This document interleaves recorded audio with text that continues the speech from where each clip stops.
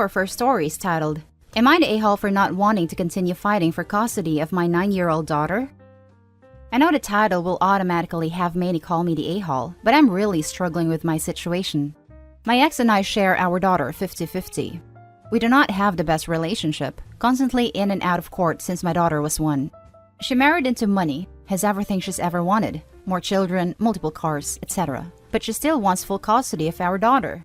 When COVID started, she kept our daughter, claiming I would expose her. She refused to let me see her or talk to her for 2 months. I of course contacted the police multiple times who did nothing, and my attorney couldn't do anything. When restrictions were lifted, I was reunited with my daughter. Things were great for the first couple of days, but then her attitude changed. She was always sad and crying.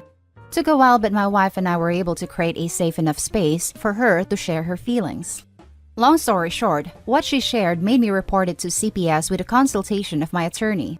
When CPS finally got involved, the investigator found nothing, but my ex essentially blamed everything on me.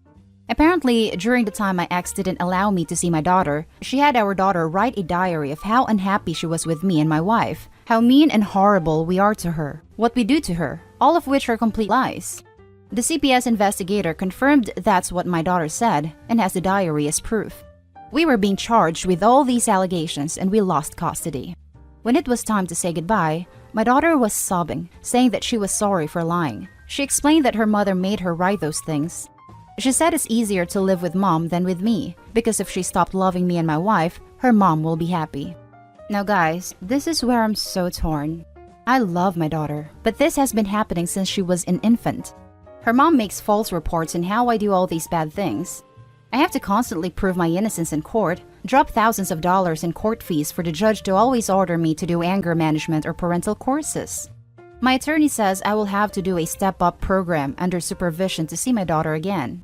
I have to talk to a therapist, take more courses, get counseling for me and my wife, among other things. This still doesn't ensure that I will be able to see my daughter again. My attorney also says that if I give in custody back, I will have to be very careful with my daughter, because since she made these allegations, the next time mom wants to try something, they will automatically take her away and I could face jail time.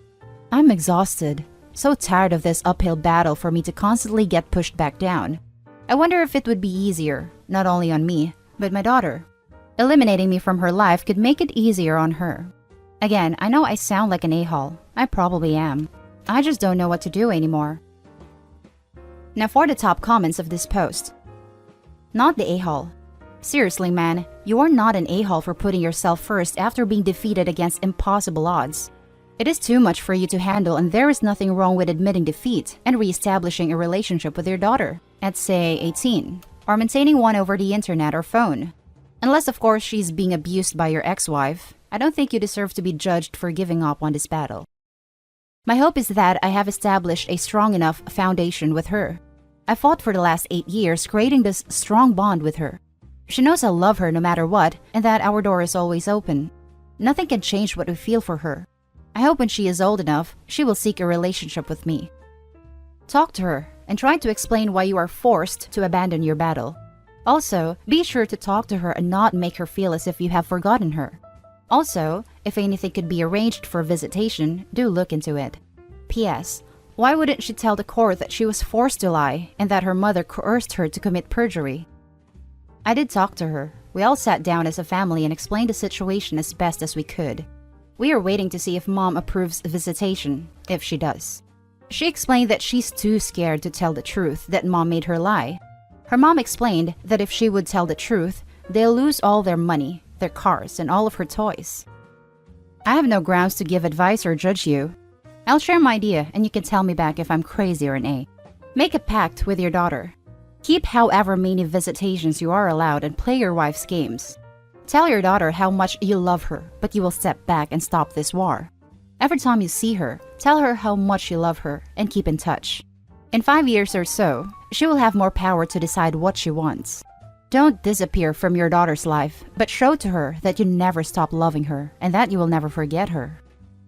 9 years old are already smart, and they are aware of things around them. What is wrong and what is right. Make sure that there is no doubt in her mind that you love her wholeheartedly. Keep in constant contact with her, like getting her a cell phone or something, so you can call or chat with your daughter. Give her a plushie or something cute so that she can remember you by. Now for the second story, am I the a-hole for not letting my sister have custody of her bio kids who I adopted? When my sister, Annie, was 18 and I was 21, she got pregnant and had a daughter, Sophie.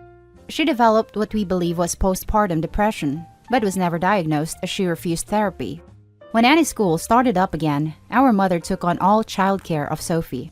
As mom took on more childcare, Annie seemed more like her old self, happy, outgoing, generally mentally healthy. Then within 6 months of Sophie's birth, Annie got pregnant again with another girl, Laura, and the cycle of PPD symptoms, mom taking over, and Annie's mood improving repeated. When Laura was 2 and Sophie was 3, Annie decided to move out of our parents' home, alone, and said she wanted our parents to adopt/raise her daughters. They said no. Annie said she couldn't take care of the girls as she had her own life and being a parent made her miserable. My husband and I already had 4 kids of our own. We bonded with the girls, and we had the resources for 2 more, so we offered to take them in, and Annie let us legally adopt them before moving about 8 hours away. It's been about 5 years, and the kids are doing well. It was a rough start, but we are now a stable, loving, healthy family unit. Sophie and Laura are 7 and 8, and Annie has recently lost her job and had to move back in with our parents. Annie has now asked for custody of Sophie and Laura. I'm writing custody like that because it wouldn't be custody in the legal sense, as she willingly surrendered all legal rights to the girls and can't get them back. We checked with the lawyer. However, Annie wants the girls to live with her. Initially, she said she wanted them full-time and to legally adopt them back from us, which we obviously refused. Then she offered a compromise of alternate weeks, so 50-50 custody. Again, we refused. Given her insistence, we don't even want her around Sophie and Laura, so we've not been going by my parents' house as we typically do. It's been a month of constant badgering, insisting we'll let Annie bond with her daughters, and allow her to at the very least take them for overnight visits, saying that Annie had PPD 5 years ago, and now she's ready to be a parent. I've responded that we are not babysitters. We are Sophie and Laura's parents. They're in a good place, and this will be detrimental to all 6 kids, and Annie doesn't get to step in now when she never stepped up in the first place. The response from my parents and Annie is that I'm being unsympathetic to her PPD, and I should let her at least have a chance, rather than deem her unfit without giving her a chance to prove herself. Plus, given that we already have 4 kids other than them, Sophie and Laura could probably do with a smaller household, and saying we're being unreasonable for not allowing Annie to bond with her kids. Now for the top comments. Not the a-hole, not the a-hole, not the a-hole, not the a-hole. And please, stand your ground. You have provided those 2 little girls with a stable, loving family for the last 5 years. You are genuinely the only true mom and dad they've ever experienced, and it is so unfair of your sister and parents to expect you to relinquish custody of your daughters, whom you have raised without any support or help from Annie. PPD is totally possible, but even with PPD, had Annie adopted the children outside of your family, not only would she have absolutely 0 custodial rights to them, but she wouldn't even know them whatsoever. Being a parent is not something you get to be wishy-washy about. Not the a-hole. All of the above. Plus, it appears the reason that Annie is now ready to be a full-time mom is that she has lost her job, doesn't appear to have a new role coming up, and is living rent-free off her parents. I've been to this picture show, and this is how it turns out. Annie takes 2 very confused and unhappy children to your parents' house. She plays a mommy for a few months and gets bored. A new interest comes into the picture, usually a man. Annie no longer wants to babysit because she wants to be with her new boyfriend. Your parents ask you to resume your care of the girls.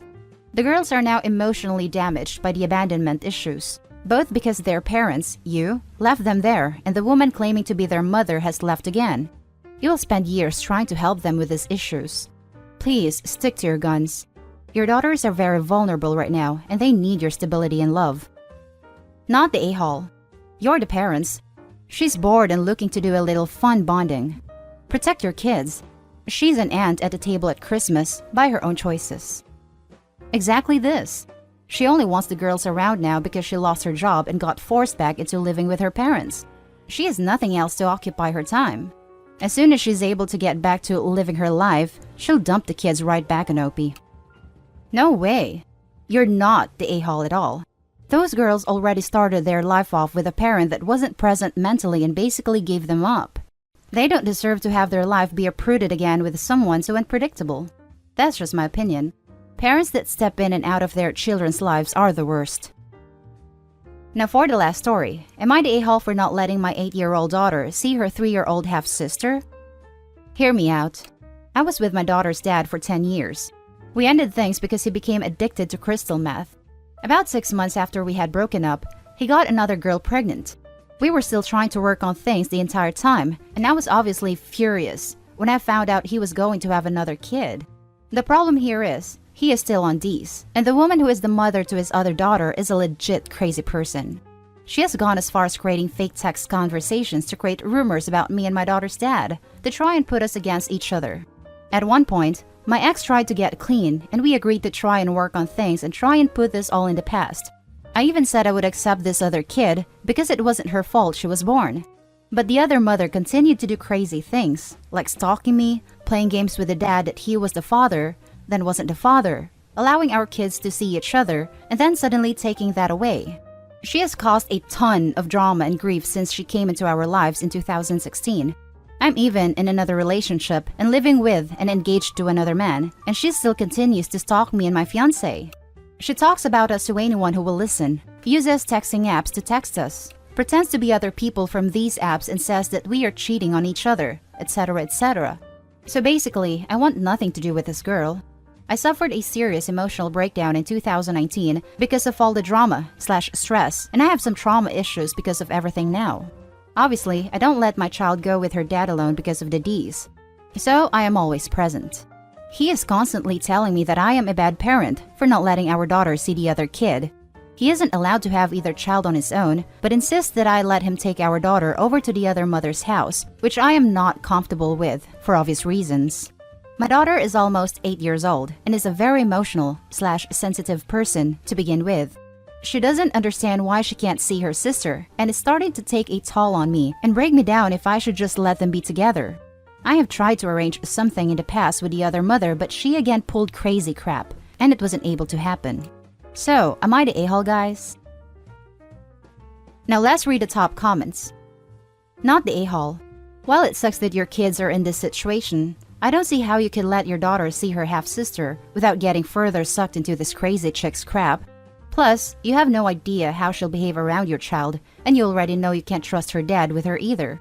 She's a hazard, and you have every reason and right to say that you don't want your kid around that. I feel sorry for the half-sister though. It sounds like she has a rough road ahead of her. Fully agree. You're not the a-hole here. My parents were amazing, and I can think back on relationships that they kept me from as a child that made me slightly resentful, but they had very good reasons for. I just give her what she appropriate context you can, and explain when she's old enough. Not the a-hole. It doesn't sound like you're jealous or trying to punish the little girl. Ultimately, I'm sad, because the only two people who matter are the little girls. However, you're keeping your daughter safe.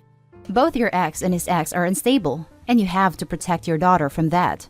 If your ex wants both of his daughters to have a relationship, tell him to get clean and do the work so he can eventually have unsupervised visitation with both. He's the one depriving his daughters by not providing a safe, stable home they can bond in, not you. I love this answer. Not the a-hole. It is not in the best interest of your daughter to be around this mess, and it sounds like the courts already told you that. Does she have a nice relationship with your fiancé? You need to cut the drama out for both of you. Report the other woman for harassment, get a restraining order, whatever you need to do for you to keep her away, then stay away. I've tried to get a restraining order on her before. The judge said it wasn't possible because she isn't threatening physical harm. And that's the end of this video, folks. As always, leave a comment and hit like and subscribe. And if you want more of this content, turn your notification on to get updated on the latest videos. And I'll catch you in the next one. Stay safe.